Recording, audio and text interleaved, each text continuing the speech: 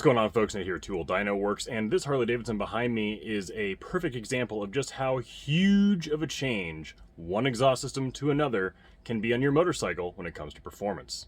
So this is actually the third time this Harley has been here at our shop in the last few years because the customer kept changing exhausts as he wanted a different look and sound for his Harley. Here's the results the very first time we saw this bike and tuned it for the customer. 88 horsepower, 106 foot-pounds of torque, nice flat torque curve, peak torque at about 700 RPMs, peak power somewhere right around 5,200. Now when we saw the bike that first time, it had a dual exhaust system on it, with still a crossover in place. True duals aren't a good idea, but we'll get into that a different day.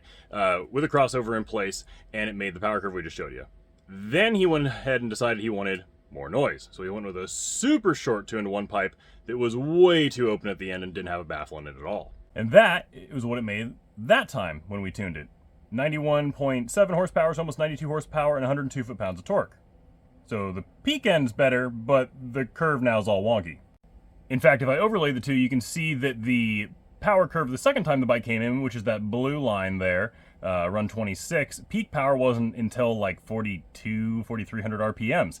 And right through the mid-range at say 3,200 RPMs, he went backwards 18 foot-pounds of torque and 11 horsepower.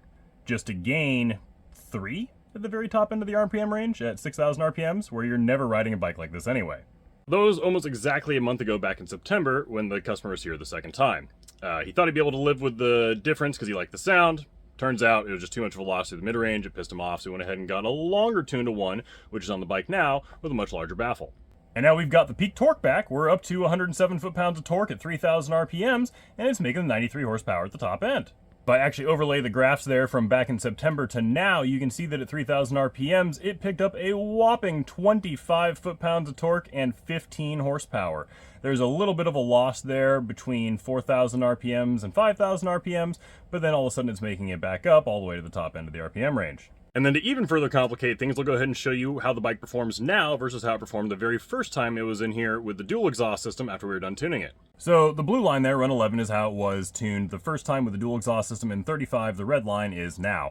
You can see that it actually makes massively more torque. The torque comes on way sooner. So there's a 25 foot-pound of torque gain at 2,500 RPMs. There's about a 10 foot-pound of torque and 10 horsepower loss at 4,000. But then again, it makes it all back up above 5,000 RPMs at the top end. So no matter what system this guy has, you're not going to get gains everywhere. That's just not how exhaust pulse velocity works.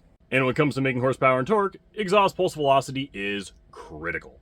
Everything from different header diameters, collector designs, total exhaust system length, exhaust outlet diameter, so essentially whether it has a baffle or not, or whether it's say a dual exhaust system with maybe an H-pipe crossover versus an X-pipe crossover, all of those factors are going to play into what exhaust pulse velocity looks like at certain throttle percentages and RPM ranges. So while the peak numbers there between the three systems that have been on this bike in the last couple of years are really not that different. You're talking about 88 horsepower to 93 horsepower, so a whopping 5 horsepower difference, and about the same 5 foot-pound of torque difference from 102 to 107.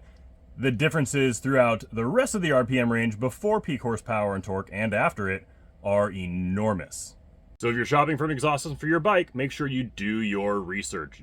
Make sure that the exhaust manufacturer has a dyno graph showing the performance results of that pipe. Otherwise, I stay away from it. And if you're looking for proper tuning for your motorcycle's new exhaust system, we'd be more than happy to help. Our mailing ECU flashing for most bikes is on sale on our website, tooldynoworks.com, and for bikes like this Harley Davidson that we have to tune here on the dyno, we'd be happy to do that for you as well. Just give us a call or shoot us an email at support@tooldynoworks.com to get a quote and set up an appointment.